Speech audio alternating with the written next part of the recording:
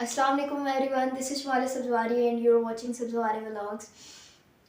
उम्मीद है कि आप सब लोग खैरियत से होंगे, ठीक ठाक होंगे। आज की वीडियो प्री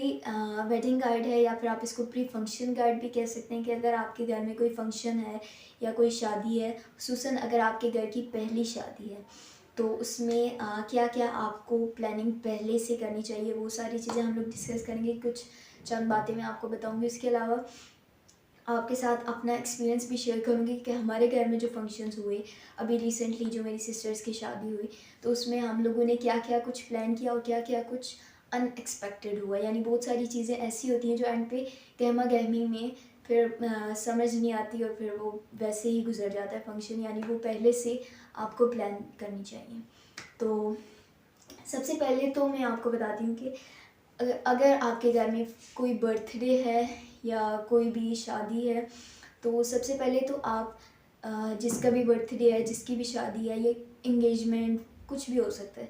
तो जो भी है मतलब जो मेन पर्सनालिटी है, आप उसका ये डिसाइड करें कि किस टाइम उसने स्टेज पे आना है। यानी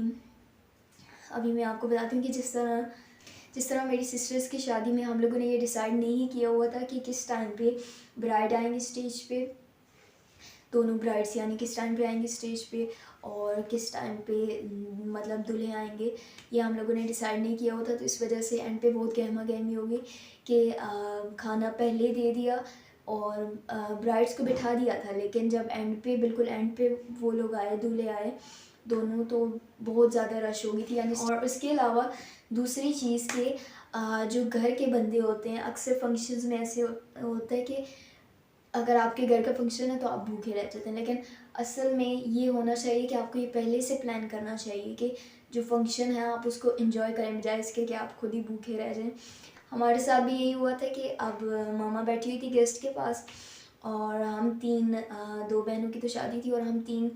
जो है बाकियों को देख रहे थे कि सबसे जाकर पूछना कि आपने खाना खाया, कुछ और चीज़ तो नहीं चाहिए। तो असल में उस चक्कर में हमारा खाना रह गया और हमने सफ़र भी दूर का करना था। यानी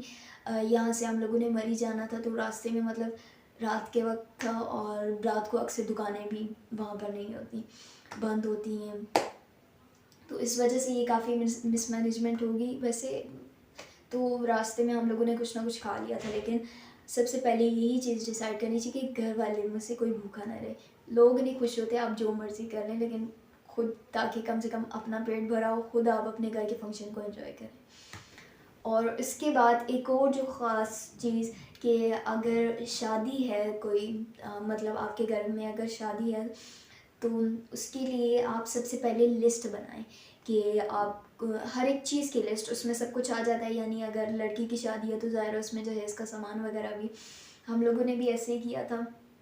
सबसे पहले आप लिस्ट बनाएं और उसके बाद उसको टिक करते जाएं कि पहले तो सबसे पहले तो आप ये लिस्ट बनाते हैं ना कि आपको कौन कौन सी चीज़ें चाहिए, उसके बाद आप उनको टिक कर दें कि कौन कौन सी चीज़ें उनमें से हो गई हैं। इसी तरह ड्रेसेस की भी लिस्ट, ड्रेसेस भी हर एक बंदे का अलग अलग, तीन तीन ड्रेसेस, वो भी आप टिक करते जाएं कि कौन कौन से दिन के हो गए हैं, कौन कौन से दिन के नहीं हुए। हमारे घर में भाई ने ये काम किया था कि भाई ने हर एक चीज़ की लिस्ट बना दी थी और वो फिर हम लोग टिक कर देते कि कौन सी चीज़ हो गई है और इनमें से कौन सी चीज़ रहती है। उसके अलावा जो लेने देने वाले ड्रेसेस होते हैं कि शादियों में ये होता है कि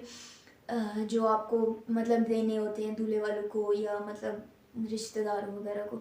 तो वो भी लिस्ट होती है कि किस घर के कितने बंदे हैं और किस किस के हमने ड्रेसेस लिए, किस किस के नहीं लिए। कि पैनिक में अक्सर चीज़ें बंदा भूल जाता है, तो वो एंड टाइम में फिर बहुत मुसीबत बन जाती है, बहुत परेशानी बन जाती है।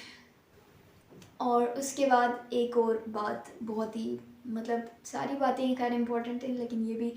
एक इम्पॉर्टेंट बात है कि अगर आपके घर में कोई फंक्शन है तो ज़ाहिर बात है कि लोगों का आना जाना भी लगा रहता है। उसके अलावा आप अपने घर की सेटिंग वगैरह हर एक चीज़ को ध्यान से रखना, ये सब कुछ, तो उसमें घर में बहुत ज़्यादा गंद पड़ जाता है। हमारे घर में बहुत गंद पड़ गया था। तो यही होता है कि अगर कोई मेहमान आ जाएगा तो उसको कहाँ बैठाएंगे। तो मुझे एक हमारी एक सीनियर मैम है, जहाँ पहले मैं जॉब करती थी वहाँ पे होती थी, वो हमारी बहुत क्लोज़ फ्रेंड है, मतलब कि सिस्टर है, समझ लें कि वो मेरी बड़ी बहन है। तो उन्होंने ये आइडिया दिया था कि घर में ज़ाहिर है कि मतलब मैं और मेरी दो और सिस्टर्स थी, हम तीनों ने ही सब कुछ देखना था। तो कि ड्राइंग रूम को आप साफ़ करते हैं और बाकी कमरों में खैर है, अगर गंद पड़ा भी रहे तो कोई बात नहीं। कि मेहमान तो मोस्टली यही होते हैं कि आप ड्राइंग रूम में ही बिठाते हैं, और जो आगे तक आ जाते हैं वो ज़ाहिर है कि बहुत कोई दूर के मेहमान नहीं होते, वो यकीनी सी बात है कि कोई नज़दीकी ही होते हैं जिनसे मतलब कुछ छुपा नहीं होता। तो इसलिए फिर वो उन्होंने यही आइडिया दिया था कि आप ड्राइंग रूम को साफ़ रखें और बाकी खैर है। ज़ाहिर है सबको पता होता है शादी वाला घर है, बस एक ही है कि ड्राइंग रूम साफ़ होना चाहिए, कि जिसमें अगर कोई दूर का मेहमान आ जाए तो उसको बिठाने के लिए मतलब कोई जगह होनी चाहिए।